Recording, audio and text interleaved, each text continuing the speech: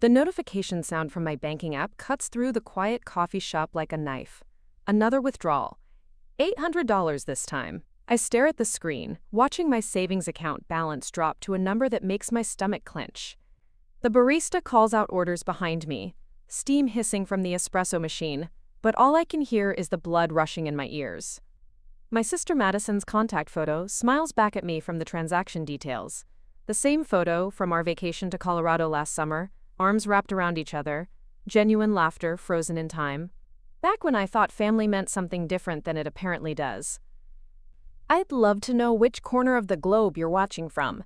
And if this story speaks to you, make sure to subscribe. Tomorrow's video is one you absolutely can't miss. 3 years. 3 years of emergency loans that never got repaid. 3 years of "I'll pay you back next month, I promise."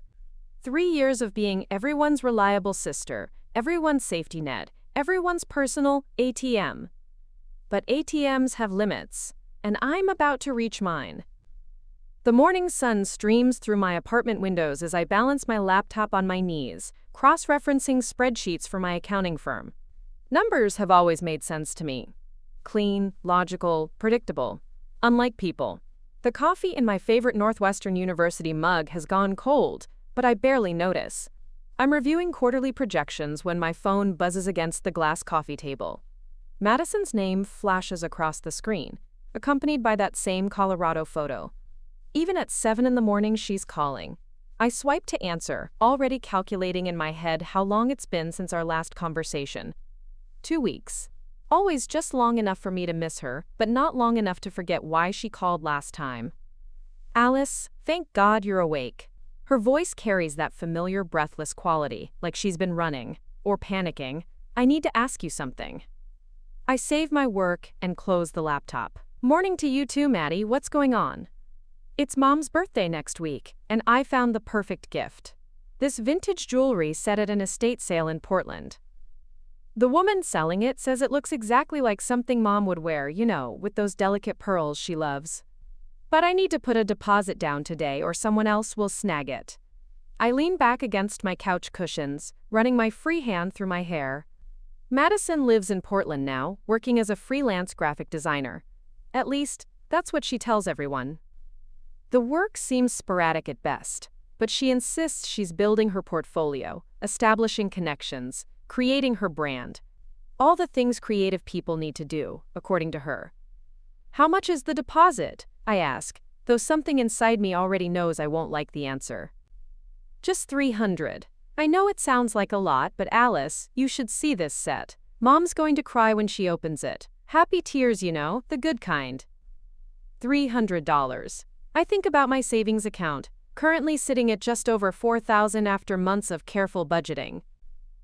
My emergency fund that I've been building since graduating college 2 years ago, the one I've been dipping into more and more frequently lately. "Madison, didn't I lend you money for rent last month?" A pause. The sound of traffic in the background, probably walking to her favorite coffee cart downtown. That was different. That was a crisis. This is for Mom, for my family. Family. The word she always uses when she needs something. Like a magic key that unlocks my wallet and my conscience simultaneously. "Besides," she continues, "I got a new client lined up. A restaurant chain that wants a complete rebrand. The contract should be signed by Friday, and then I can pay you back everything, with interest." Everything. I pull up my notes app and scroll through the informal ledger I've been keeping. February, $200 for car repairs. March, $500 for rent. April, $150 for groceries when her food stamps didn't come through. May, $400 for a security deposit on her new apartment. And now June, $300 for Mom's birthday gift. "Alice, are you still there?" "Yeah, I'm here." I look around my apartment. Modest but comfortable, furnished with pieces I saved up for, decorated with artwork I bought from local artists when I could afford it. Nothing expensive, but everything earned. I can transfer it to you today. You're the best sister in the world. Seriously, I don't know what I'd do without you. After we hang up, I sit in the growing morning light, laptop closed, coffee cold. My phone shows 17 unread emails from work, but I can't seem to focus on them. Instead, I find myself scrolling through photos from our childhood. Madison and me at the county fair, sharing cotton candy. Building snow forts in our backyard in Chicago. She taught me how to braid friendship bracelets the summer before she left for art school. We were close then. Really close. Only 2 years apart, we shared clothes, secrets, and dreams about the future. Madison was going to be a famous artist, designing album covers for bands, maybe working for Disney. I was going to be a forensic accountant, uncovering corporate fraud, maybe working for the FBI. We had it all figured out. College changed things, as college tends to do. Madison went to a prestigious art school on the West Coast, full scholarship based on her portfolio. I stayed local, studying accounting at Northwestern, living at home to save money. She'd call with stories about gallery openings and networking events, professors who were, quote, changing her entire artistic vision. I'd share updates about my internship at a small CPA firm, the satisfaction of balancing books and finding discrepancies. Gradually, our conversations became less frequent. She was busy with projects, exhibitions, and her social life. I was busy with coursework, part-time jobs, and building toward a stable future. Natural drift, we told ourselves. Normal sibling stuff. The money requests started junior year, small at first, $20 for art supplies, $50 for a portfolio printing fee. Easy to say yes to, easier to forget about. Madison was pursuing her dreams, after all. Art wasn't like accounting. There weren't steady paychecks and predictable expenses. Creative fields require investment, risk, faith in your own talent. I transfer the $300, watching my savings account dip below $4,000. The banking app cheerfully confirms the transaction with a green check mark. Madison texts back immediately. You're literally saving the day. Mom's going to love this. I owe you big time. She always owes me big time. Funny how the debt keeps growing but never seems to get paid. My phone buzzes with a work email marked urgent. Something about a client's books not balancing, discrepancies in their expense reports. The kind of problem I'm good at solving. The kind that has clear answers and definitive solutions. I open my laptop again, grateful for the distraction of numbers that add up correctly and people who pay what they owe. But as I dive into spreadsheets and calculations, part of my mind stays stuck on that photo of Madison and me in Colorado. We'd split the cost of that trip 50-50, or so I thought at the time. Later I realized I'd covered most of the expenses: gas, hotels, meals, activities. She'd been short on cash that week, dealing with a delayed payment from a client. Always something. Always a reason. Always temporary. In the photo, we're standing on a mountain overlook, arms around each other, the vast Colorado landscape stretching behind us. We look happy. We look like sisters who'd do anything for each other. I remember taking that picture. Madison had asked a passing hiker to snap it for us, and said she wanted to remember this moment forever.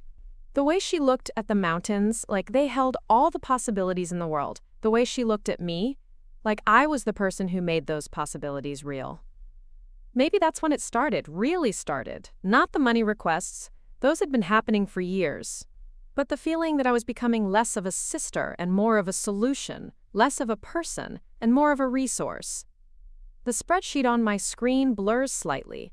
I blink, refocus, get back to work. Numbers don't lie. Numbers don't manipulate. Numbers don't call you at 7 in the morning with stories about perfect gifts and pending contracts.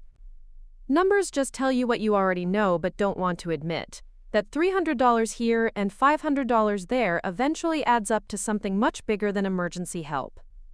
It adds up to a pattern. Outside my apartment window, Seattle's morning rush hour is building. Cars and buses move through the city in predictable patterns, following established routes, stopping at designated places. Everything orderly, everything systematic, everything making sense. I save my work and close the laptop again. Time to get ready for the office, where problems have solutions and clients pay their bills on time. But first I update my notes app. June, $300 for mom's birthday gift. Running total, $1,550. The number stares back at me from the screen, larger than I expected, harder to ignore than the individual transactions. $1,550. Plus whatever I've forgotten to record, whatever seemed too small to matter at the time. My phone buzzes with another text from Madison. Just put the deposit down. The seller says the jewelry is from the 1940s, probably worth way more than what she's asking. We're gonna make Mom so happy. As if she's contributing anything beyond the emotional labor of selecting the perfect gift. As if identifying Mom's taste in jewelry is equivalent to paying for it. I set the phone face down on the coffee table and head to the shower. Hot water and steam will clear my head, help me focus on the day ahead. Numbers to balance, problems to solve, clients who understand that services cost money and debts should be repaid. But as I stand under the spray, letting the heat work the tension from my shoulders, I can't shake the feeling that something is shifting, some balance is tipping. Some accounts are about to be overdrawn. Madison might think she's found the perfect gift for Mom, but what she doesn't realize is that she might have just given me something even more valuable.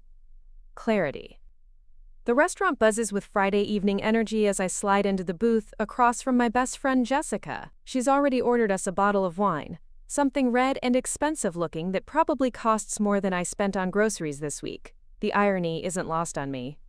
A lot of love and effort went into bringing this story to life. If you're enjoying it, we'd be so grateful if you'd subscribe to our channel. Now, back to where we left off. You look exhausted, Jessica says, pouring wine into my glass. Her manicured nails catch the light from the hanging Edison bulbs. Rough week at Morrison & Associates? I take a sip, letting the wine's warmth spread through my chest. Actually, work's been great. We landed 3 new clients this month, and my boss hinted at a promotion. I pause, swirling the dark liquid. It's family stuff. Jessica raises an eyebrow. She's known me since our sophomore year at Northwestern. Watched me navigate 4 years of Madison's increasingly frequent financial emergencies. Let me guess. Madison needed money again? Mom's birthday gift this time, vintage jewelry from some estate sale. I pull out my phone and show her the photo Madison sent. An ornate necklace and earring set laid out on velvet. It does look like something Mom would love. $300 for the deposit. That's actually beautiful, Jessica admits, studying the image. Your mom will love it. But Alice, she sets down her wine glass and fixes me with that look, the one she gets when she's about to say something I don't want to hear. When was the last time Madison paid you back for anything? The question hangs between us like smoke. Around us, couples laugh over shared appetizers, friends celebrate the end of another work week. Normal Friday night conversations about weekend plans and office gossip. Not calculations of outstanding debt between sisters. She's good for it, I say automatically. She's got this restaurant chain contract coming through. Complete rebrand project. Jessica signals the waiter for another bottle. And before that, it was the boutique hotel logo design. And before that, the music festival poster series. There's always something big on the horizon with Madison. I want to defend my sister, but the words stick in my throat. Because Jessica's right. There's always the next big thing. Always a game-changing client, always a reason why this time will be different. She's building her career, I say instead. Creative work is unpredictable. Alice. Jessica leans forward, her voice gentle but firm. I work in marketing. Half my friends are freelance designers, photographers, and writers. You know what they all have in common? They pay their debts. They might struggle sometimes, but they don't string their families along with promises they never keep. The waiter appears with our appetizers, calamari, that I definitely can't afford, but Jessica insisted on ordering. She owns her own consulting firm now, specializing in crisis management for tech startups. Her success makes me proud and slightly envious in equal measure. Maybe I should keep better track, I admit, dipping a piece of calamari in marinara sauce. Like a real ledger, terms and payment dates. Or maybe you should just say no occasionally. The suggestion hits like cold water. Say no to Madison? To family? I can't do that, she's my sister. And you're her sister, not her personal bank. I changed the subject to Jessica's latest client disaster, something involving a startup CEO who got caught embezzling funds. We laugh about corporate incompetence and share stories from our respective offices. Normal best friend dinner conversation.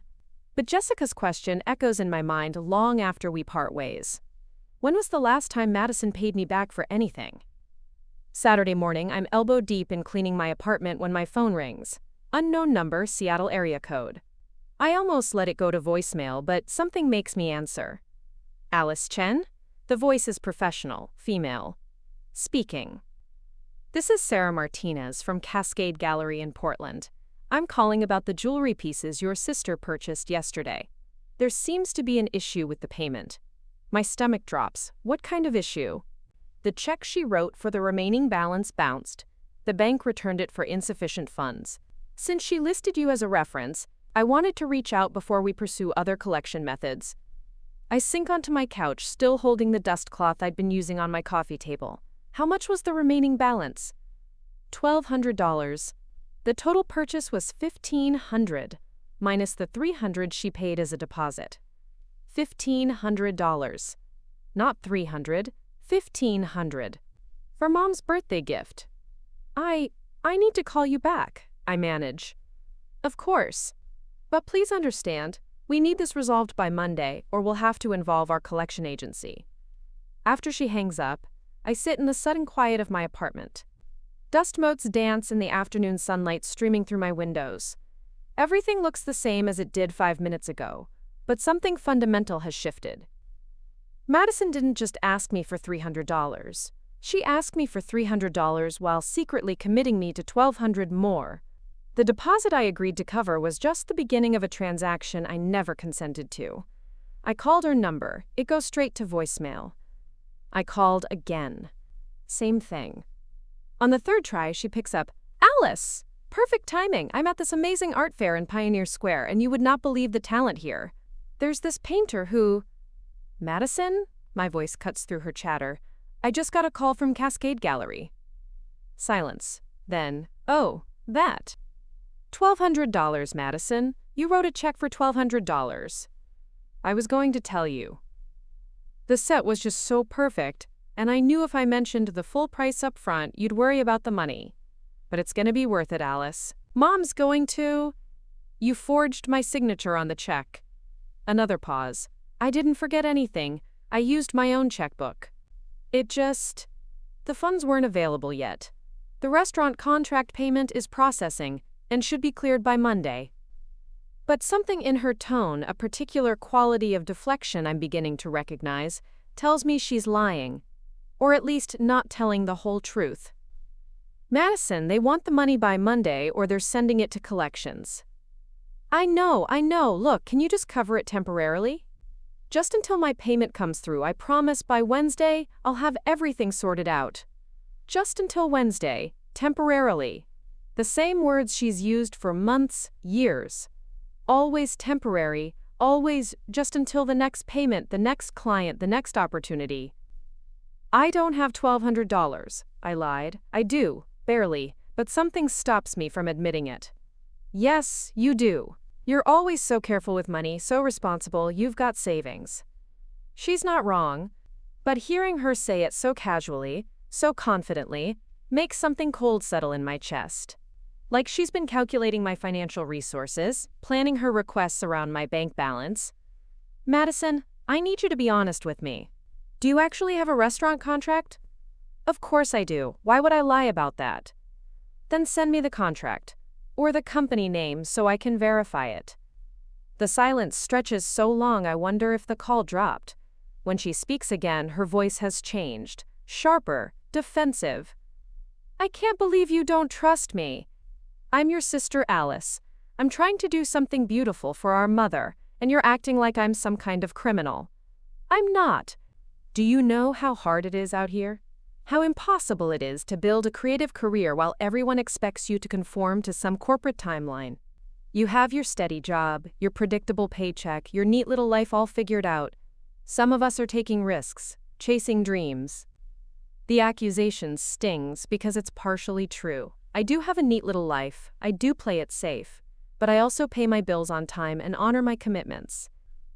I'll figure something out, she continues. Don't worry about it. I'll handle the gallery situation myself. She hangs up before I can respond. I stare at my phone, feeling like I've just been manipulated but can't quite identify how. The conversation started with her needing my help and ended with her making me feel guilty for not providing it enthusiastically enough. Sunday passes in a blur of anxiety.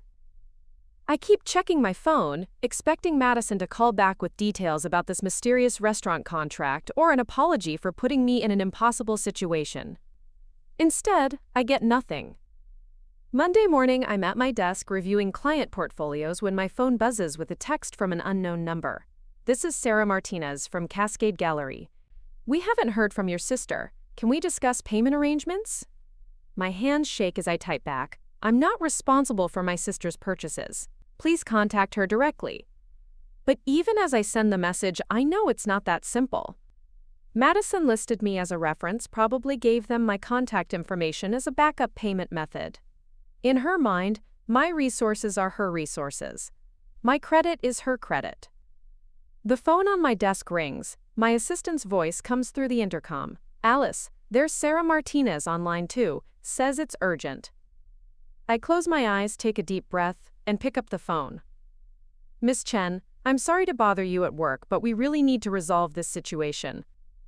Your sister isn't answering her phone, and the check she wrote has been returned twice now. Our policy requires payment within 5 business days of purchase. I understand, but I'm not responsible for. She listed you as her emergency contact and financial reference, said you'd authorized the purchase. The words hit like a physical blow. Authorized the purchase. Madison told them I'd authorized a $1,500 transaction when I'd only agreed to a $300 deposit. That's not accurate, I say carefully.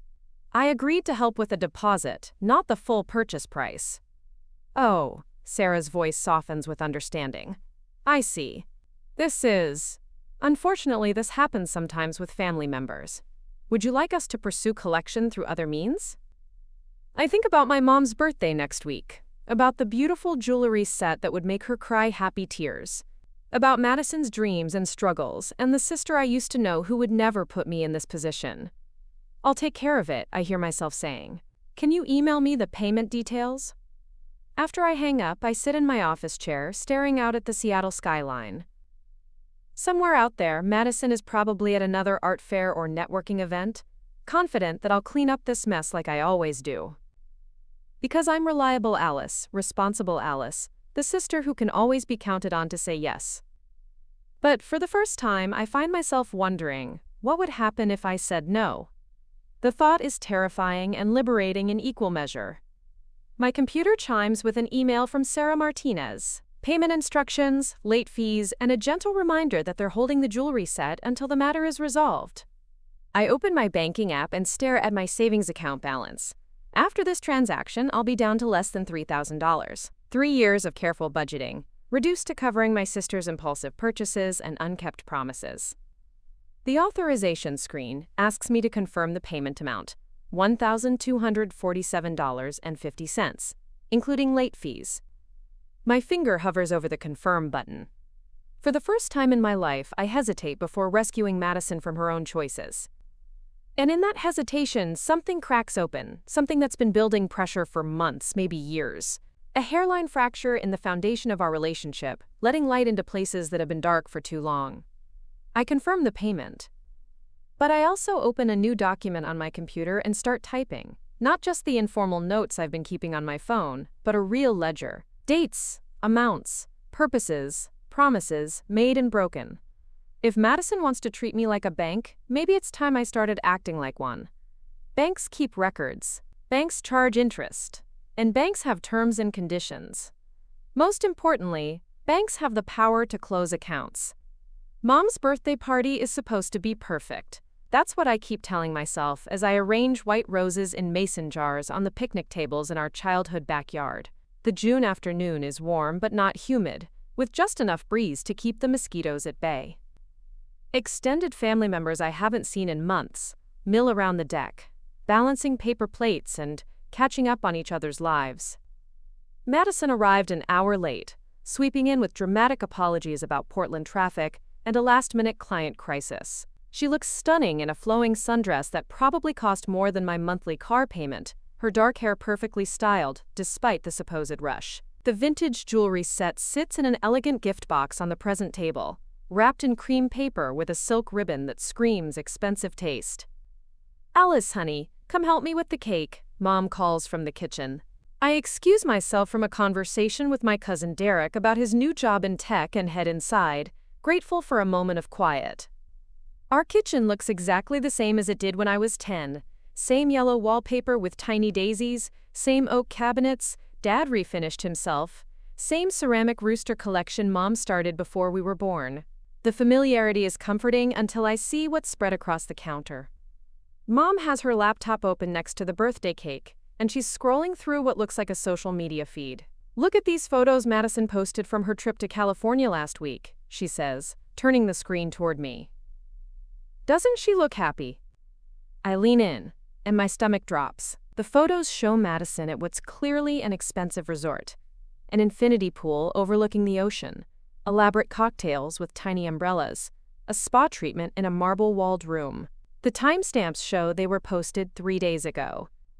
3 days later, she claimed she couldn't cover the gallery payment because her restaurant contract hadn't come through yet. She said this was a work retreat, Mom continues, clicking through more images. Some conference for graphic designers. Apparently they flew her out and covered everything. Isn't that wonderful? Her career is really taking off. My mouth goes dry. Did she say which company sponsored the trip? Something with restaurants, I think. She mentioned it was related to that big contract she's been working on. Mom closes the laptop and picks up the cake. "I'm so proud of both my girls. With your promotion coming up, Madison is building her artistic empire." I follow her back outside, carrying paper plates and trying to process what I just saw. Madison spent last week at a luxury resort in California while telling me she didn't have money for Mom's gift.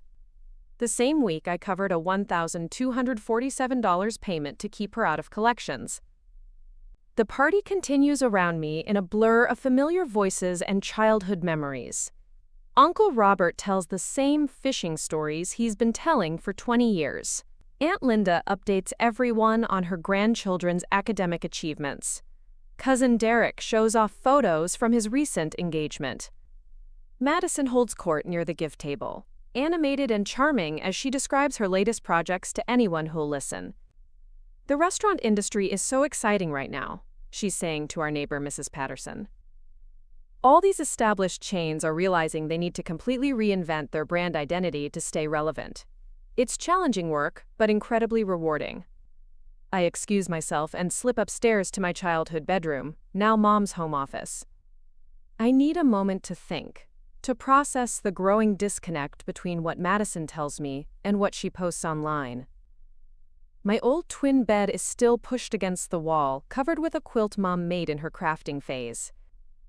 My high school academic awards still hang above the desk where I used to do homework every night, methodically working through calculus problems and history essays.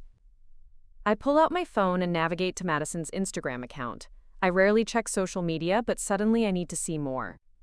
The California resort photos are just the beginning. Scrolling back through her recent posts, I find images from Portland's most expensive restaurants, designer coffee shops, and boutique shopping districts. Every photo is carefully curated, perfectly lit, accompanied by captions about celebrating small wins and investing in inspiration. One post from 3 weeks ago shows her at a high-end art supply store, arms full of premium brushes and paint tubes. The caption reads, "Sometimes you have to spend money to make money. New tools for new projects. #invest in yourself, #artist life." 3 weeks ago, she borrowed $400 from me for rent. I keep scrolling, going back months. A pattern emerges that makes me feel sick. Every time she asks me for money, for rent, groceries, car repairs, emergencies. Her social media shows evidence of expensive purchases, luxury experiences, unnecessary indulgences. Not immediately before or after, but within days. Close enough to connect the dots. "Alice?" Mom's voice calls from downstairs. "We're about to do presents." I shove my phone in my pocket and head back to the party, but something fundamental has shifted. I watch Madison graciously accept compliments on her thoughtful gift selection, Watch mom's eyes fill with tears as she opens the jewelry box. Watch my sister bask in the role of devoted daughter who found the perfect tribute to family love. This must have cost a fortune, Mom says, holding the necklace up to catch the afternoon light. Madison, you shouldn't have spent so much. Family is worth everything, Madison replies, hugging Mom tight. Besides, I've been doing really well lately. That restaurant contract I mentioned has opened so many doors. She catches my eye over Mom's shoulder and smiles, warm and genuine. For a split second, I see my sister from childhood, the one who taught me to braid friendship bracelets, who let me sleep in her room during thunderstorms, who defended me against playground bullies. But then I remember the resort photos, the expensive dinners, the carefully constructed lies. The party winds down as the sun starts to set. Madison helps carry dishes inside, chattering about her drive back to Portland and her busy week ahead. I've got 3 client meetings scheduled, she tells Mom, including a follow-up with that restaurant group. They're expanding to Seattle, so who knows? Maybe I'll be spending more time up here. After she leaves, I help Mom clean up while she gushes about the jewelry and how successful both her daughters have become. I worry sometimes that Madison works too hard, she says, scraping leftover cake into containers. All those business trips and client dinners, but I suppose that's the price of building a career in a competitive field. I make appropriate murmuring sounds while loading the dishwasher, but my mind is elsewhere. When Mom goes upstairs to call my aunt and thank her for coming, I pull out my phone and do something I've never done before. I screenshot Madison's California vacation photos. Then I open my banking app and check the date of my $1,247 payment to Cascade Gallery, May 28th. The same day, Madison posted her first photo from the resort spa. My hands shake as I open a new note in my phone and start typing. Not just financial records this time, but a timeline. Dates when Madison asked for money, amounts I provided, and corresponding social media posts showing where that money actually went. The pattern is undeniable once I lay it out chronologically. April 15th, Madison asks for $200 for car repairs. April 16th, Instagram post from expensive Portland restaurant, caption about treating myself to inspiration. May 3rd, Madison needs $500 for rent, claims her biggest client is late on payment. May 5th, Instagram story showing designer handbag purchase, tagged at Nordstrom. May 20th, Madison asks for $150 for groceries, says food stamps are delayed. May 22nd, Instagram post from wine tasting event, multiple bottles on table, caption about investing in palette development for client work. And now, May 28th, I paid $1,247 for Mom's gift. Same day, Madison posts from a California resort that definitely wasn't free, definitely wasn't work-sponsored, and definitely cost more than the jewelry I just bought for her. I sit on Mom's back porch as the last of the evening light fades, phone in my hands, feeling like I'm seeing my sister clearly for the first time in years. The evidence is overwhelming, undeniable, and heartbreaking. Madison isn't a struggling artist trying to make ends meet while building her career. She's not carefully managing freelance income and dealing with unpredictable client payments. She's not prioritizing family gifts over personal comfort. She's funding a lifestyle she can't afford with money she manipulates out of me through carefully crafted emergencies and emotional appeals. Every financial crisis is manufactured. Every desperate plea is performance. Every promise to pay me back is a lie designed to keep the ATM operational. My phone buzzes with a text message. Madison, thanks for everything today. Mom looks so happy. Love you, sis. I stare at the message, remembering how proud she looked when Mom opened the gift, how genuine her smile seemed when she talked about family being worth everything. But was any of it real? Or was it all just another performance, another manipulation designed to make me feel good about being used? Another text comes through. By the way, that restaurant contract should finalize this week. Then I can start paying you back for everything, promise. The same promise she's made dozens of times. The same lie I've believed because I wanted to believe it, because believing it meant my sister was who I thought she was rather than who she actually is. I walk through Mom's house one more time before leaving, looking at family photos covering every surface. Madison and me as babies, sharing a crib. As toddlers, playing in this same backyard. As teenagers, getting ready for school dances. All those years of shared history, shared secrets, shared trust. When did it change? When did my sister start seeing me as a resource, rather than a person? Was it gradual, a slow erosion of boundaries that I enabled through my own good intentions? Or was there a specific moment when she realized she could leverage my love into financial support with no real intention of reciprocating? I drive home through familiar Seattle streets, past coffee shops where we used to meet for sister dates, past the movie theater where we saw every Marvel film together, past the park where we walked off Thanksgiving dinners. Every landmark holds memories of who we used to be to each other. But those memories feel contaminated now, viewed through the lens of what I've discovered. How many of those sister dates were preceded by Madison asking for money? How many movie tickets did I actually pay for while thinking we were splitting costs? How many walks through the park ended with casual requests for help with some unexpected expense? Back in my apartment, I spread all the evidence across my coffee table like a detective working a case. Bank statements, screenshots, text message conversations, social media posts. The pattern is so clear, so comprehensive, that I wonder how I missed it for so long. The answer is simple and painful. I missed it because I didn't want to see it. Because seeing it meant accepting that my sister was capable of systematic deception and financial manipulation. Because seeing it meant admitting that the person I trusted most in the world had been betraying that trust for years. I pick up my phone and start to call Madison, then stop. What would I even say? How do you confront someone who's built an elaborate web of lies around your relationship? How do you prove manipulation to someone who's mastered the art of making you feel guilty for questioning their motives? Instead, I open my laptop and create a new spreadsheet. These aren't the informal notes I've been keeping on my phone. This is a comprehensive audit of every financial interaction I can remember or document, cross-referenced with Madison's social media activity and the various emergencies she's claimed to justify her requests. The total is staggering, $4,847 over the past 18 months alone, plus interest, plus opportunity cost, plus the emotional labor of constantly worrying about her financial stability while she vacations at luxury resorts. But more than the money, it's the betrayal that cuts deepest. Every conversation we've had about her struggles has been a lie. Every expression of gratitude has been manipulated. Every promise to pay me back has been a calculated strategy to keep me invested in her deception. I close the laptop and sit in the quiet of my apartment, surrounded by evidence of my sister's systematic exploitation of my love and trust. Tomorrow I'll have to decide what to do with this knowledge.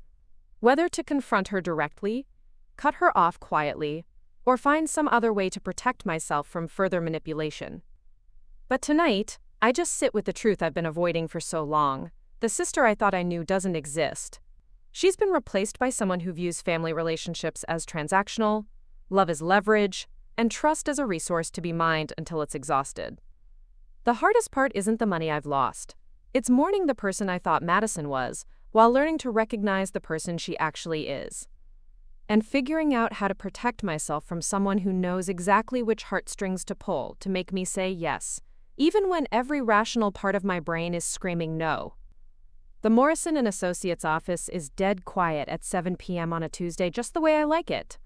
Most of my colleagues have gone home to their families, leaving me alone with the soft hum of computers and the distant Seattle traffic 20 floors below. I've always done my best thinking after hours, when the phones stop ringing and the interruptions fade away. Tonight, I'm not working on client files.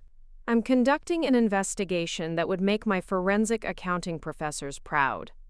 Madison's Venmo account is public. I discovered this completely by accident while trying to split a dinner check with Jessica last week. Madison's username, @MadisonCreates, popped up in my suggested contacts and I clicked on it without thinking. What I found made my coffee go cold. 2 years of transactions, laid out like a roadmap of deception. I scroll through payment after payment, each one telling a story that contradicts everything Madison has told me about her financial situation. The amounts are staggering. $300 to a high-end salon, $450 to a boutique clothing store, $200 to a wine bar, $600 to something called Retreat Wellness Spa. But it's not just the amounts, it's the timing. Every single luxury purchase happens within days of Madison asking me for emergency money, sometimes within hours. I pull up my own bank records on a second monitor and start cross-referencing dates. The pattern is so precise it feels almost algorithmic. June 15th, I send Madison $300 for a medical bill. June 16th, she pays $280 to Urban Retreat Day Spa with the memo, Self-Care Sunday Woman Getting Massage. May 8th, I transfer $500 for rent assistance. May 9th, she pays $475 to Artisan Coffee and Wine with the memo, Client Meeting Fuel Hot Beverage Wine. March 22nd, I cover $400 for car repairs. March 23rd, she pays $350 to Vintage Threads Boutique with the memo, Investment Pieces for Portfolio Meetings Sparkles. Each transaction includes those little emoji flourishes, those casual memos that reveal someone living a carefully curated lifestyle funded by systematic lies. Someone who's turned emotional manipulation into a precise science. My desk phone rings, making me jump. The caller ID shows Jessica's number. "Still at the office?" she asks when I pick up. "It's past 7. Working on a special project." I minimize the Venmo window as a security guard walks past my glass office. "What's up?" "I wanted to check in after Sunday. You seemed off at your mom's party. Is everything okay?" I consider telling her about my discoveries, but something holds me back. Maybe it's the embarrassment of admitting how thoroughly I've been fooled. Maybe it's the lingering hope that there's some innocent explanation I haven't considered. "Just tired," I say. "Busy week." After we hang up, I reopen the Venmo window and keep scrolling. The deeper I dig, the worse it gets. Madison's transaction history reads like a lifestyle blog for someone with unlimited disposable income. Organic markets, yoga studios, art supply stores, trendy restaurants, weekend getaways. None of it matches the struggling artist narrative she's been selling me for 2 years. I open a new browser tab and search for Cascade Creative Solutions, the restaurant company Madison claims to have a major contract with. The search results are telling the company exists, they do restaurant branding, but they're based in Denver, not Portland. Their website shows a team of 12 employees, none named Madison Chen. I try different variations: Madison Chen, graphic designer, Madison Chen, Portland, Madison Chen, restaurant branding. Nothing legitimate comes up, just her social media accounts and a few freelance portfolio sites that haven't been updated in months. My phone buzzes with a text from Madison. "Hey, quick question. Do you know anyone who needs logo design work? Trying to fill my schedule for August." The message hits differently now. If she has this massive restaurant contract that's supposedly keeping her so busy, why is she looking for more work? Why is her portfolio site abandoned? Why can't I find any evidence that Cascade Creative Solutions even knows she exists? I screenshot the text and add it to the growing folder of evidence on my desktop. Then I do something I've never done before. I call her bluff. "Actually, yes," I text back. "My boss mentioned they might need rebranding work for one of their clients. What's your rate for a full restaurant identity package?" Her response comes quickly. "Depends on scope. Usually $8 to $12K for a complete rebrand." Why? $8 to $12,000 for someone who can't cover a $300 jewelry deposit or a $500 rent payment. The cognitive dissonance is staggering. "Just curious about industry standards," I reply. "BTW, how's the Cascade project going?"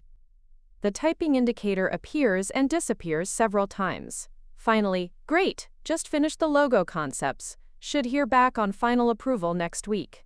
Another lie. Delivered with the same casual confidence as all the others. I wonder if she even realizes she's lying anymore. Or if the deception has become so automatic that she believes her own stories.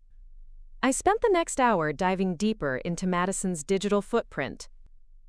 Her LinkedIn profile claims she's senior brand strategist at Madison Creates Studio, a company that doesn't exist beyond her own imagination.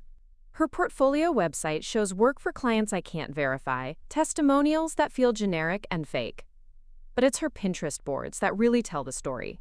Dozens of collections with names like Dream Lifestyle, Apartment Goals, Weekend Vibes, and Treat Yourself. Each board is carefully curated with images of luxury experiences, designer items, and expensive restaurants.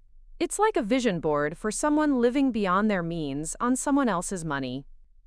One board is titled Sister Goals, and it's filled with images of siblings traveling together, sharing expensive meals, and shopping at boutique stores. The captions are revealing. When your sister supports your dreams, family that invests in each other, grateful for unconditional love. The manipulation is so calculated, so deliberate, that it takes my breath away. She's not just asking for money. She's crafting an entire narrative about sisterly support and family investment to justify taking it. I scroll through her Instagram followers and spot several names I recognize from family gatherings. Cousins, aunts, family friends, all following Madison's carefully constructed online persona. All seeing the successful artist living her best life, probably wondering why I don't seem more supportive of my sister's obvious success. The irony is devastating. Madison has positioned herself as the creative, free-spirited sister, while making me look like the boring, practical one who doesn't understand artistic pursuits. Meanwhile, she's funding her entire lifestyle with my practical, boring money. I pull up our text conversation history and start reading with new eyes. Every request follows the same pattern: urgent need, emotional appeal, promise of repayment, gratitude performance. It's like a script she's perfected through repetition. But I also notice something else. She's been testing my boundaries systematically. The requests started small: $20 for coffee, $50 for art supplies. When I said yes easily, they grew bigger. When I hesitated at larger amounts, she'd throw in more emotional manipulation or create more urgent scenarios. She's been conducting her own investigation, studying my responses, learning exactly how to extract maximum money with minimum resistance. I've been a case study in my own exploitation. My computer chimes with an email notification. The sender name makes my stomach drop: Cascade Creative Solutions, accounts receivable. I click it open with trembling fingers. Dear Ms. Chen, this is regarding the outstanding invoice #CC-2847 for brand development services supposedly provided by Madison Chen. Our records show no contract or work agreement with this individual. However, we have received several calls from vendors claiming she authorized charges to our company account. If you have any information about Ms. Chen's unauthorized use of our company name, please contact our legal department immediately. The email includes an attachment, a PDF of vendor invoices Madison apparently submitted using Cascade Creative Solutions information. Art supply stores, software subscriptions, equipment rentals, all charged to a company that has never heard of her. She's not just lying to me, she's committing fraud, using the name of a legitimate business to obtain credit and services. The restaurant contract isn't delayed or pending. It never existed. She's been impersonating a client relationship to justify her lies and potentially breaking federal laws in the process. I forward the email to my personal account and add it to my evidence folder. Then I sit back in my chair, staring out at the Seattle skyline, trying to process the magnitude of what I've uncovered. Madison isn't a struggling artist making questionable financial decisions. She's a systematic con artist who's been running elaborate scams while using me as her primary funding source. Every conversation we've had about her work, her clients, her future, all of it has been fiction, designed to maintain my financial support. My phone rings. Madison's name on the caller ID. I let it go to voicemail, but she calls back immediately, then again. On the fourth call, I answered. Alice, thank God. I've been trying to reach you. Her voice is tight with panic. Something happened to my bank account. Some kind of mix-up with direct deposits. I know this is terrible timing, but I need to ask for help again. The audacity is breathtaking. She's gotten the same email I have, realized her fraud is being discovered, and her first instinct is to call me for more money. What kind of mix-up? I ask, my voice carefully neutral. Some administrative error with the restaurant contract. Their payment got sent to the wrong account or something. My rent is due tomorrow, and my landlord is being really strict about late fees. Could you maybe... How much? Just $800. I know it sounds like a lot, but the payment will be sorted out by Friday, and I can transfer everything back to you immediately. $800. On top of the nearly $5,000 she already owes me. To cover lies that are unraveling in real time. To fund a lifestyle built on systematic deception and potential federal crimes. Madison, I say slowly, I just got an interesting email from Cascade Creative Solutions. The silence on the other end is deafening. I can explain, she says finally. It's not what it looks like. What does it look like, Madison? Another pause. When she speaks again, her voice has changed. The panic is gone, replaced by something harder. Something calculating. Look, every freelancer uses creative accounting.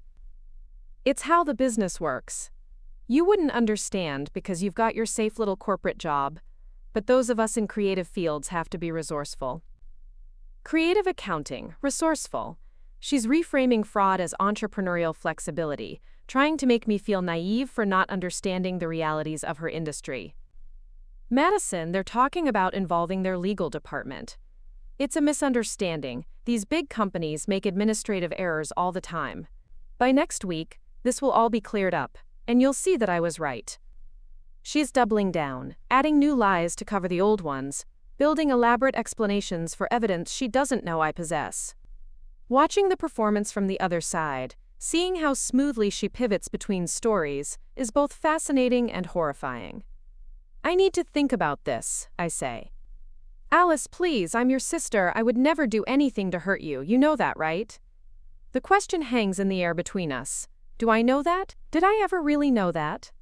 Or have I been operating on faith and nostalgia while she's been operating on calculation and strategy?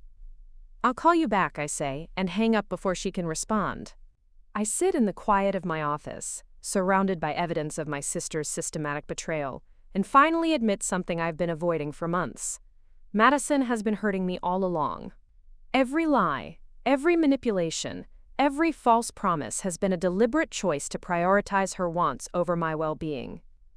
The sister I thought I knew, the one who taught me to braid friendship bracelets and let me sleep in her room during storms, either never existed or disappeared so gradually that I missed the transformation. What remains is someone who sees me as a resource to be managed rather than a person to be respected.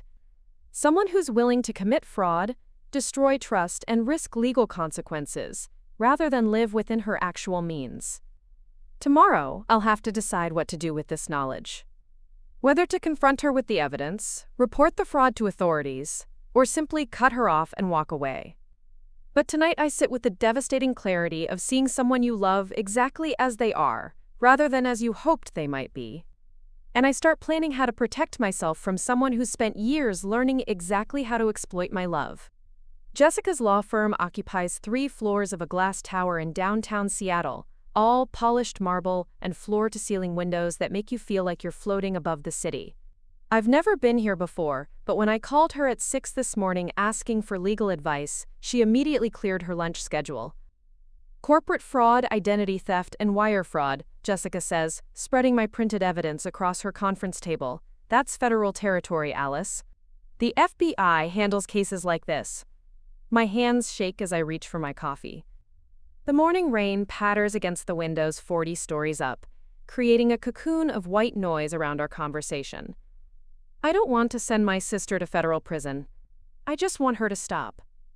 I understand, but look at this. Jessica holds up the email from Cascade Creative Solutions. She's not just lying to you anymore.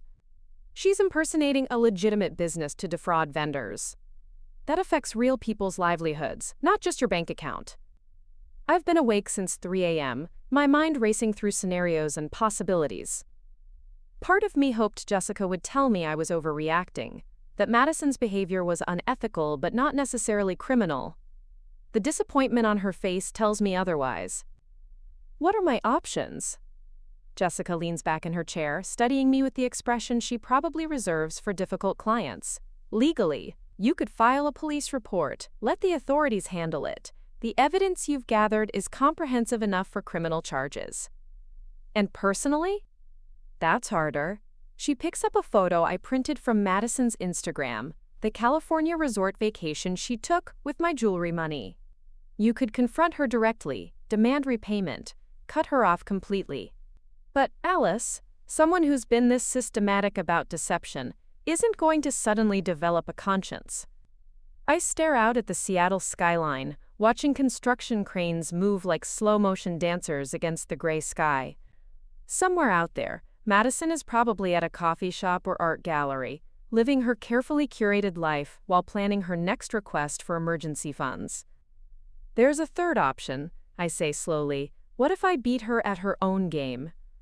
Jessica raises an eyebrow. Meaning? She's been manipulating me for years because I didn't know the rules. But now I do. I know how she operates, what she wants, how she thinks. I pull out my phone and show Jessica Madison's latest text about needing rent money. What if I gave her exactly what she's asking for, but on my terms? Alice, whatever you're thinking, hear me out. I stand up and start pacing, the way I do when I'm working through complex financial puzzles at work. Madison sees me as a predictable resource. She asks, I give, she promises, she disappears. It's worked for years because I never changed the dynamic. Jessica sets down her coffee and gives me her full attention. In law school, she was known for her strategic thinking, her ability to find creative solutions to impossible problems. What kind of terms? A contract, a real one, with legal language and consequences. If she wants to treat our relationship like a business transaction, fine, but businesses have accountability measures. I can see Jessica's mind working, the same expression she gets when she's mapping out a complex litigation strategy. You want to formalize the loans. I want to create a paper trail that she can't lie her way out of. Interest rates, payment schedules, collateral requirements. Everything documented. Everything binding. I stop pacing and face her directly. Can you help me draft something? Jessica is quiet for a long moment, staring at the evidence spread across her table. It's risky, Alice. If she's as manipulative as you say, she might find ways to work around a contract too. Then I'll be ready for that. But right now, she has all the power because I've been operating on trust and family loyalty while she's been operating on calculation and strategy. A contract levels the playing field. And if she refuses to sign it, then I have my answer about whether there's any part of my real sister left to save. Jessica stands and walks to her window, looking out at the city below. You know, in criminal law, we sometimes use controlled operations to gather evidence. Let the suspect think they're still in control while we document everything they do. Exactly. Madison thinks she knows me, thinks she can predict my responses. But what if she's wrong? What if I'm not the same person who's been saying yes for the past 2 years? Jessica turns back to me, and I can see the lawyer in her taking over from the concerned friend. If we do this, we do it right. Airtight language, enforceable terms, built-in consequences for default. And Alice? She fixes me with a serious look. Once you start this process, you can't go back to the old relationship. You'll either have a sister who respects boundaries, or you'll have evidence for a criminal case. There's no middle ground. 2 hours later, I'm back at my apartment with a draft contract that would make any banker proud. Jessica worked her magic, turning my vague ideas into precise, legal language that covers every loophole I could imagine and several I couldn't. The document is beautiful in its clarity: loan amounts, interest rates, payment schedules, default consequences, and criminal liability clauses. It looks exactly like what Madison has been pretending our arrangement already was: a legitimate business relationship between 2 rational adults. I read through it one more time, imagining Madison's reaction. She'll probably laugh at first and treat it like a joke between sisters. When she realizes I'm serious, she'll shift to hurt feelings and emotional manipulation. When that doesn't work, she'll get angry, accuse me of turning family into business.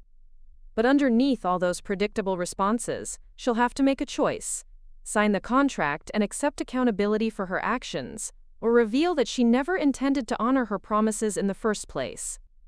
My phone buzzes with another text from Madison. Any thoughts on helping with rent? The landlord is getting really pushy about late fees.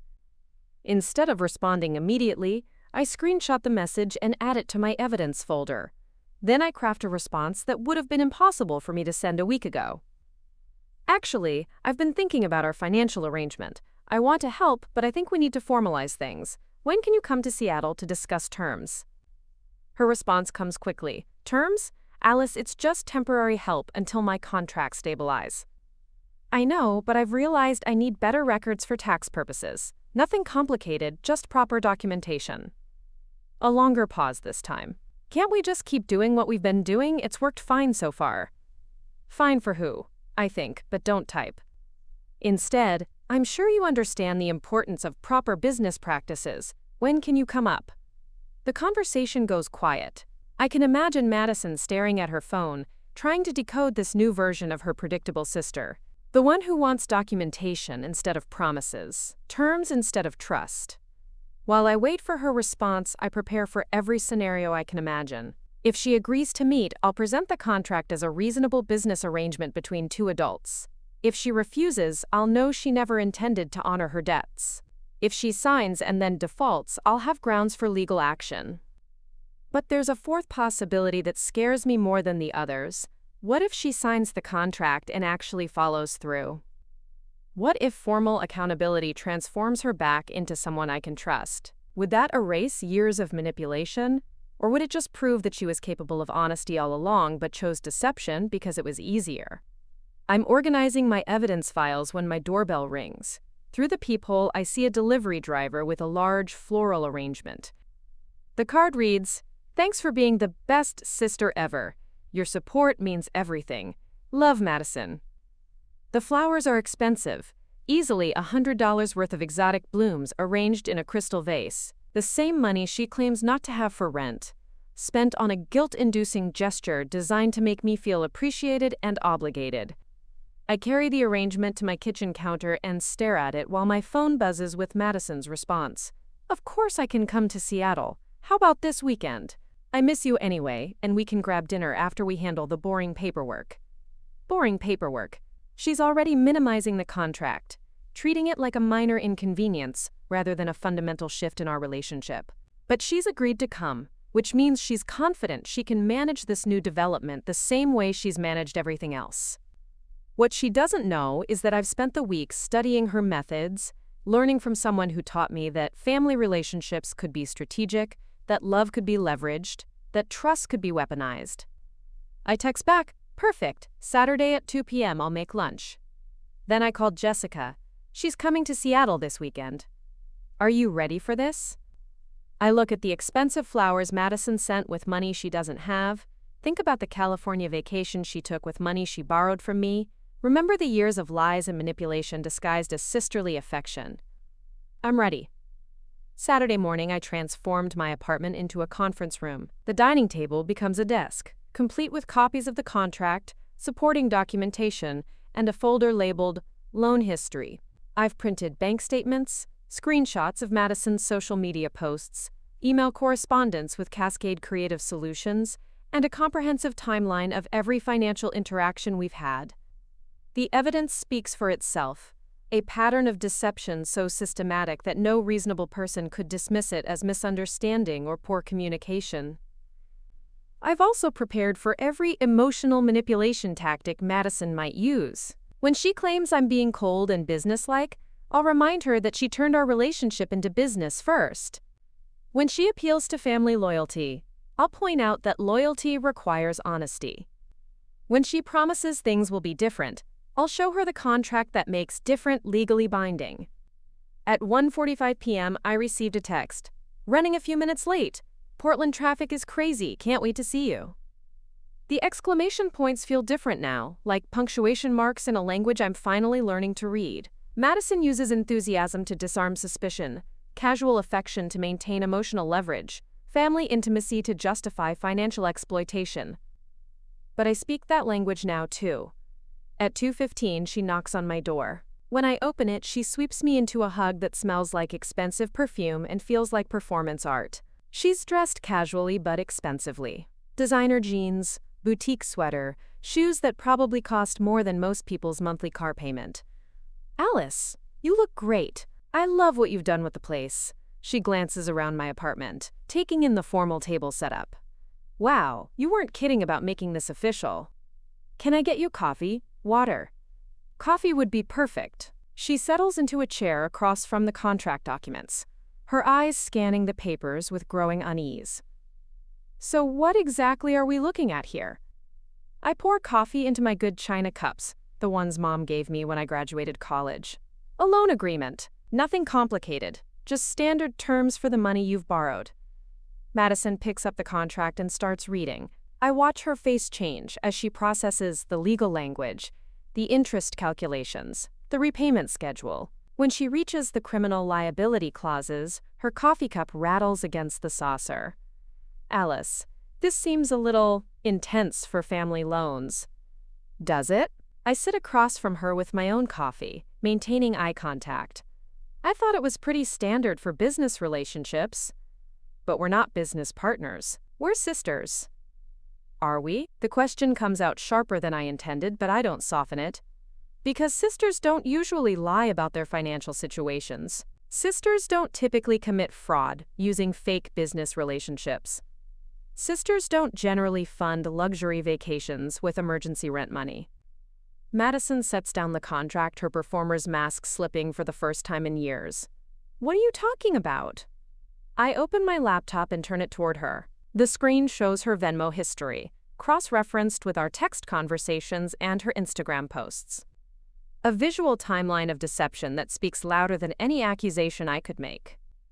She stares at the evidence for a long moment, and I watch her calculate responses, testing strategies, searching for the right combination of words to regain control of the narrative she's been writing for so long. When she looks up, her eyes are different, harder, more honest than they've been in years. How long have you known? Does it matter? She laughs, but there's no humor in it. I guess not. She picks up the contract again, reading more carefully this time. And if I don't sign this? Then I know where we stand. Madison studies my face, looking for the sister who used to say yes without questions, who used to prioritize family harmony over personal boundaries, who used to believe that love meant never asking for accountability. That sister is gone. In her place sits someone who's learned that the most important person to protect in any relationship is yourself. You've changed, Madison says finally. No, I reply. I've learned. Madison sets the contract down with deliberate precision, her fingers drumming against my dining table in a rhythm that matches my accelerated heartbeat.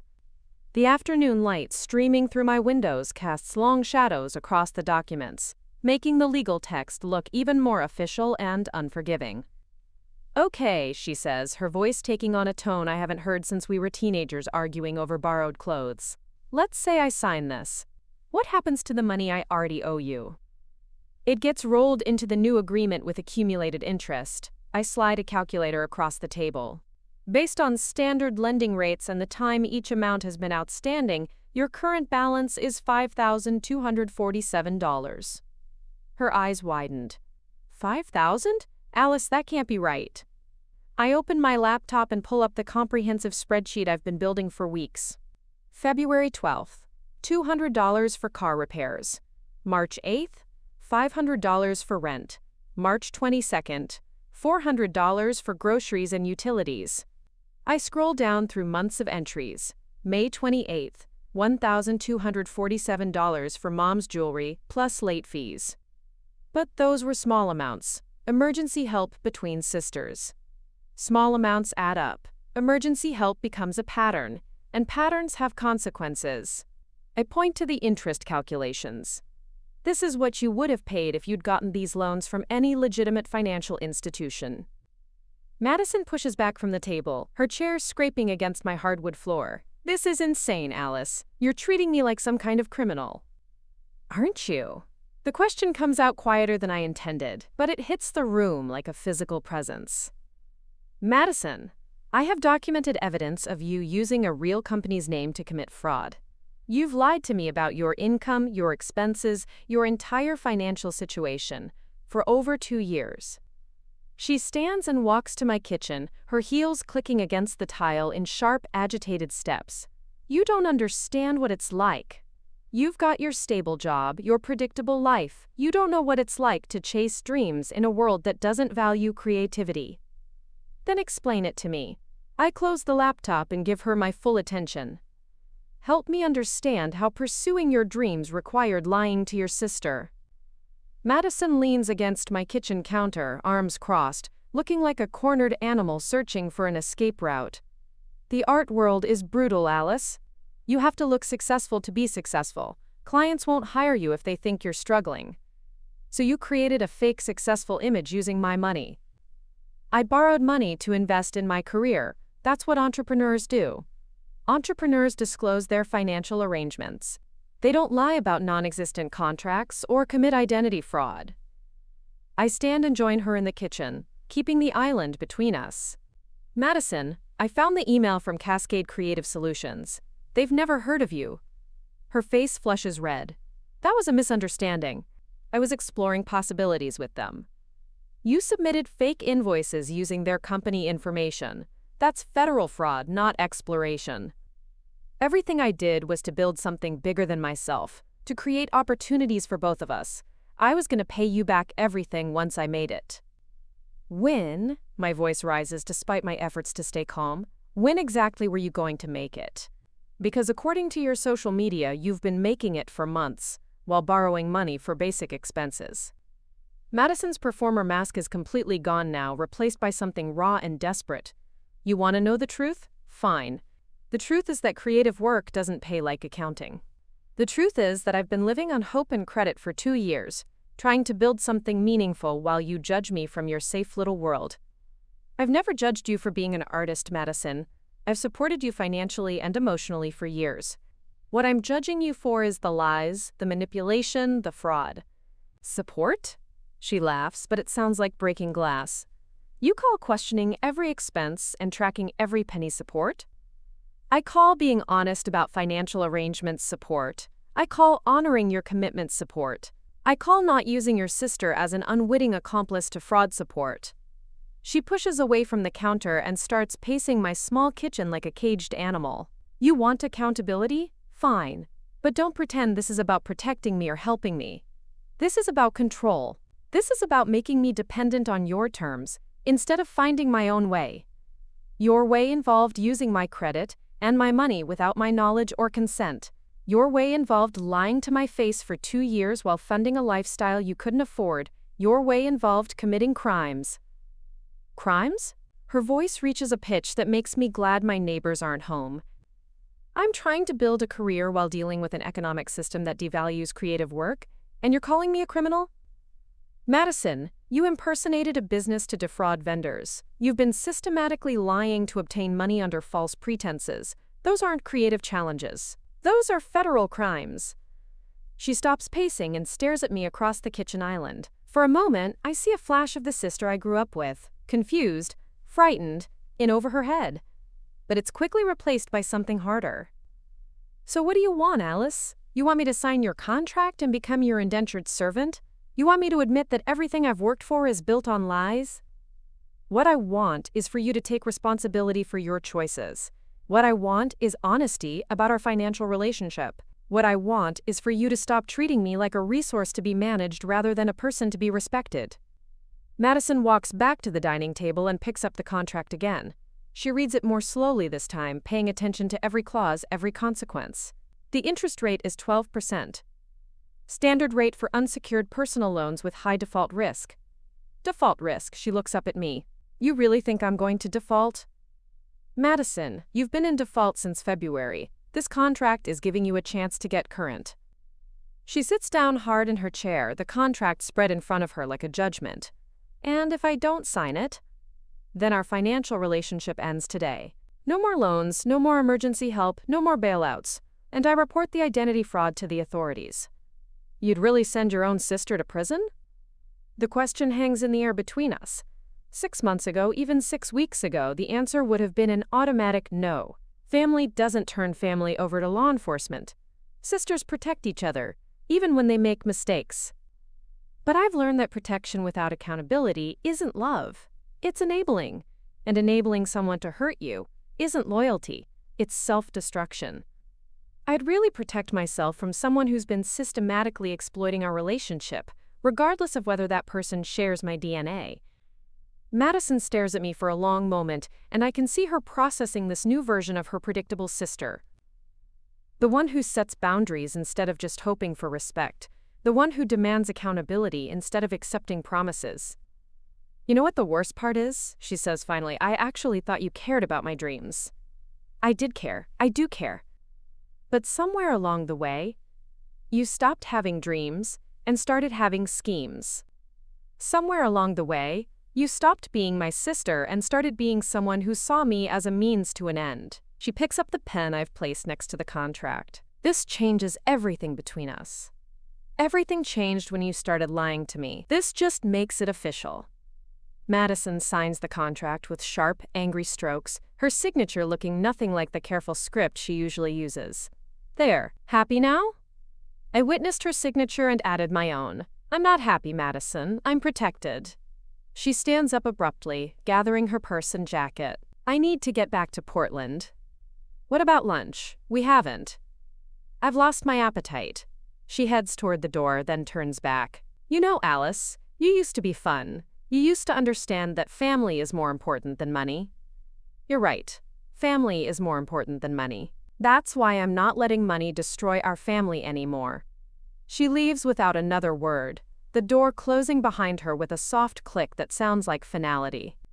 I sit alone at my dining table, surrounded by signed contracts and evidence files, feeling simultaneously victorious and hollow.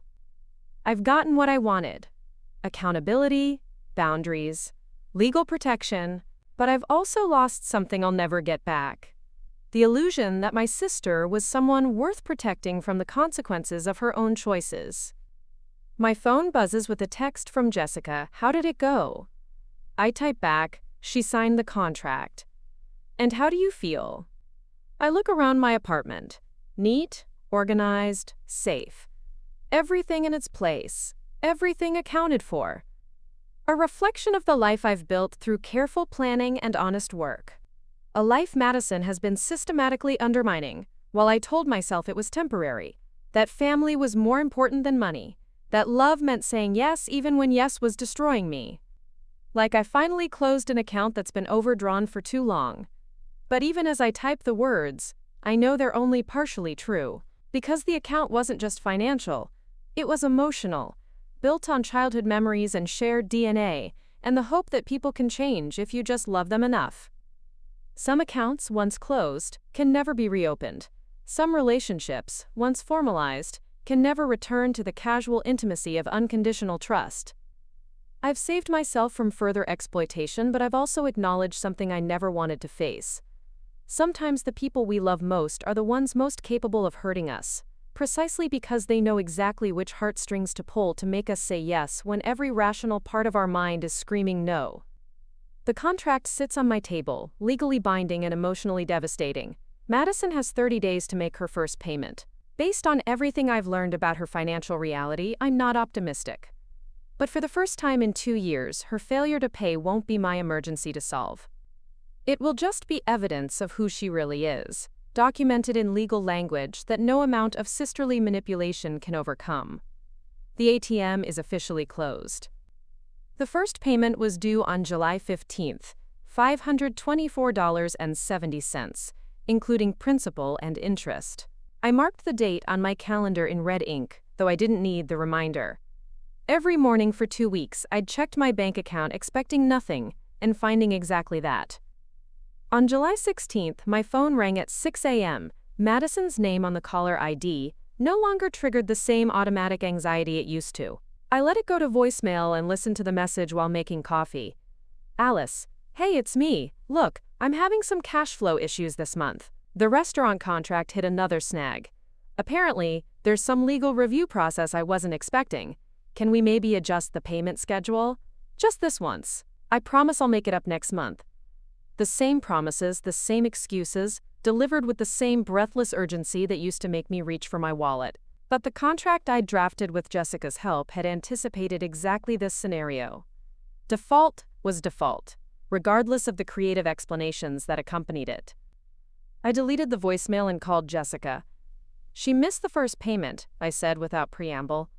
"Are you surprised?" "No, disappointed, maybe, but not surprised." I walked to my apartment window and looked out at the Seattle morning. Commuters heading to jobs where they showed up on time and honored their commitments.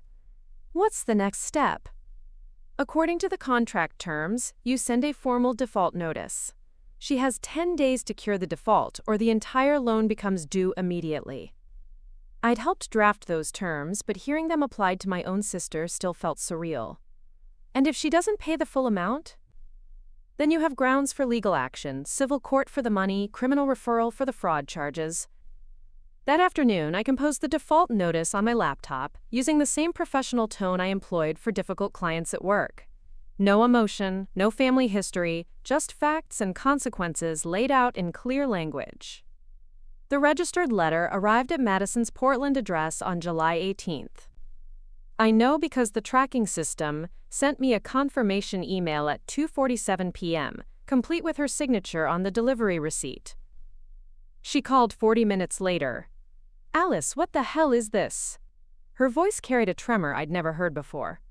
Not the practiced breathlessness of manufactured crisis, but genuine fear. "A default notice? From a law firm?" "You missed your payment, Madison. The contract was very clear about the consequences." "But we're sisters. Can't we work something out?" "I just need a little more time." "You had 30 days. That was the time we agreed on." "Alice, please, you're scaring me, this legal stuff. I can't afford lawyers or court costs. I'm barely keeping my head above water as it is."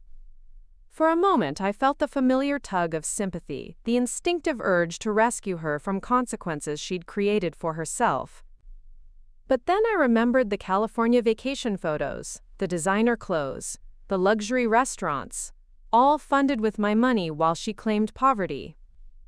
"Then you should have honored the contract," I said. "You have 10 days to pay the full balance, $5,247 plus late fees.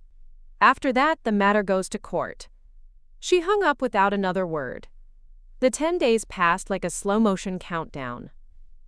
I found myself checking my bank account obsessively, not hoping for payment but confirming its absence. Each empty day was proof that I'd been right about Madison's fundamental dishonesty. Validation of a decision that had cost me the relationship I'd spent 30 years believing in. On day 11, I forwarded all my documentation to Jessica's litigation department and filed a criminal complaint with the FBI's Financial Crimes Division. The forms were surprisingly straightforward: identity theft, wire fraud, systematic financial exploitation. Black and white categories for gray emotional territory. Special Agent Rebecca Chen, no relation despite the surname, called me 3 days later. Her voice was professional but kind, the tone of someone who'd handled too many family financial crimes to be shocked by anything. "Ms. Chen, I've reviewed your complaint and supporting documentation. This is one of the most comprehensive cases I've seen from a civilian. Did you work in law enforcement?" "Forensic accounting," I said. "I'm used to documenting financial irregularities." "It shows. We'll be opening a formal investigation. I should warn you, though, prosecuting family members can be emotionally difficult, even when the evidence is clear. More difficult than being systematically exploited by someone you trust." Agent Chen paused. "Fair point. We'll be in touch." 2 weeks later, Madison called again. This time, her voice was different, smaller, defeated. "Alice, the FBI contacted me. They want to interview me about some financial stuff. They mentioned your name." "Did they?" "You really did it. You really turned me into the federal government." I sat in my office, watching Seattle's afternoon traffic flow in predictable patterns 40 floors below. "You turned yourself in, Madison. I just documented it." "I'm your sister." "Yes, and sisters shouldn't commit fraud against each other." She was quiet for so long, I wondered if the call had dropped. When she spoke again, her voice was barely above a whisper. "I never meant for it to go this far." "What did you mean to do it?" I thought if I could just get established, build a real client base." Then I could pay everything back and we'd laugh about it someday. Like those stories of struggling artists who made it big and remembered everyone who helped them. But you weren't struggling, Madison, you were spending. There's a difference. I know that now. Another long pause. The FBI agent said I could face up to 20 years if they prosecute everything. 20 years. The number hit me like cold water. My sister in federal prison for 2 decades because she couldn't stop lying to me about money. Have you talked to a lawyer? I can't afford a lawyer. I can't afford anything right now. My landlord's evicting me, my car got repossessed, my credit cards are maxed out. Her voice cracked. Alice, I think I need help. Real help. Not money. Help. For the first time in our conversation, she sounded like the sister I remembered from childhood. Scared, overwhelmed but honest about being in trouble instead of trying to manipulate her way out of it. What kind of help? I don't know, therapy, maybe? Financial counseling? I think I have a problem, Alice. With spending, with lying, I don't know, maybe everything. I closed my eyes and listened to her breathing through the phone, irregular and shaky. Madison, if you're serious about getting help, I'll support that, but I won't give you money, and I won't lie to federal agents. I know, I understand. She took a shuddering breath. Alice, can I ask you something? What? Do you think there's any chance you could ever forgive me? Not now, maybe not for years, but someday. The question sat between us like a bridge neither of us knew how to cross. Forgiveness implied restoration, a return to some version of our former relationship. But how do you trust someone who systematically betrayed that trust? How do you love someone who's weaponized your love against you? I don't know, I said honestly. I think forgiveness requires change, and change requires acknowledging what actually happened. Not the stories you tell yourself about artistic struggles and economic systems, but what actually happened. What actually happened? You lied to me for 2 years to fund a lifestyle you couldn't afford. You committed crimes using my trust as cover. You treated me like a resource instead of a person. I paused, watching a ferry cross Elliott Bay in the distance. That's what actually happened. She was quiet for a long time. You're right, all of that is true. Then maybe there's hope for change. But Madison, hope isn't the same as trust. Trust has to be earned back, and that takes years of consistent honesty, not one conversation. I understand. We hung up without saying goodbye, both of us knowing this was an ending disguised as a conversation. Not necessarily permanent, but final enough to close one chapter of our relationship before anything new could begin. 6 months later, Agent Chen called with an update. Madison had pleaded guilty to 1 count of wire fraud in exchange for having the identity theft charges dropped. She'd received 2 years of probation, community service, and mandatory financial counseling. She's paying restitution to the vendors she defrauded, Agent Chen reported. As for your personal losses, that's a civil matter. You'd have to pursue that separately. I thanked her and hung up. I'd already written off the money Madison owed me, not as forgiveness but as tuition, for the most expensive education I'd ever received. The lesson was worth every dollar. Some relationships cost more than they're worth, and knowing when to close an account is as important as knowing when to open one. A year after our last conversation, Madison sent me a card on my birthday. No request for money, no dramatic apologies, just a simple message. Working on being someone you could be proud to call sister again. This will take time. I kept the card but didn't respond. Time would tell whether Madison's change was genuine or just another performance designed to eventually regain access to my resources. Either way, the ATM would remain closed until I saw evidence of sustained change, not just promises of future improvement. I'd learned to love my sister enough to let her face the consequences of her choices. I'd learned to respect myself enough to set boundaries that protected my financial and emotional well-being. Most importantly, I'd learned that the most generous thing you can do for someone is refuse to enable their destructive behavior, even when that refusal feels like betrayal. Some accounts, once closed, stay closed forever. Others can be reopened under new terms, with better security measures and stricter oversight. Only time would tell which category Madison and I fell into. But for the first time in years, I was okay with not knowing the answer. I'd built a life that didn't depend on my sister's choices, didn't require her approval, and couldn't be destabilized by her emergencies. The ATM was closed, the account was balanced, and I was finally free to be a sister instead of a bank. That freedom, it turned out, was worth more than all the money Madison had ever borrowed. Looking for more? We've got 2 amazing stories ready for you right on screen. If this one touched you, these are absolutely worth your time. Click to watch them now. And hey, subscribe and hit that bell to never miss our latest uploads.